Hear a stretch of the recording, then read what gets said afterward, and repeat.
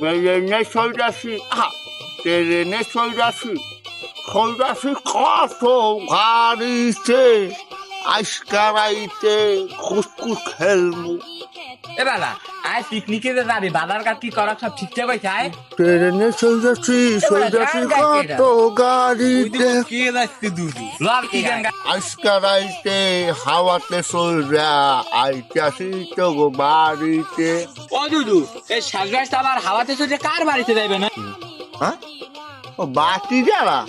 ও কেমন আছো তোমরা কোথায় যাচ্ছ তোমরা দাদু? দূর মেয়া আবার বাতি যাও বলেন আবার দাদু বলেন কি বিল কি আমি বলেন। আরে নাতিরা আইছো তোমরা বও আমার দাদু আও কথা বটা কই একটু আও বও নাতি বও হ্যাঁ দাদু কি কইবেন কোন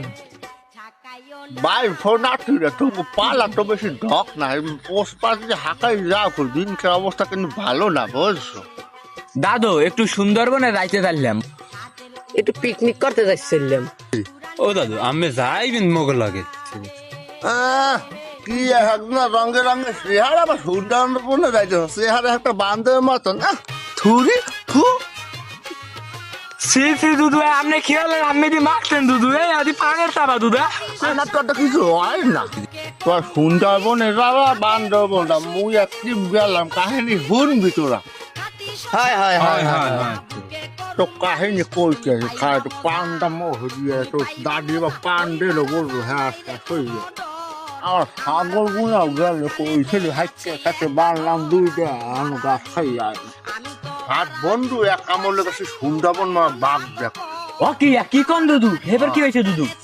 যাওয়ার পরে আমি যে কুলে উঠছি আরে 5-7টা বাঘ আইছে তারপর খাওয়ার পর কোন কি দুধু এই পয়ের বাটিটা কাহিনী কি হয়েছে নাকি হ্যাঁ কোন আর আমার বন্ধু বাঘ দেখে সবাই ভিড় তারপর আমি খালি বাঘের কইছি এ বাঘ আমি ডলু খাই বলা কালু খা বাঘে এই কথা তখন একটা খেতে রাখায় শেষ আর ওই করে না হয়তো ছুরি মুড়ি দিয়ে উড়েই তারপর ওই অবস্থা বাড়িয়ে কি কইলেন দাদু এদি বেমালা কাহিনী তাই সুন্দরবন যাইতে চাইলাম আর রামু না হেলে বাড়ি চললে রামু এবার ইয়ারসিকে মোরা হরিণকলা যাবো তাই দাদু মোরা যাই যাও তা ভালো খাও যাও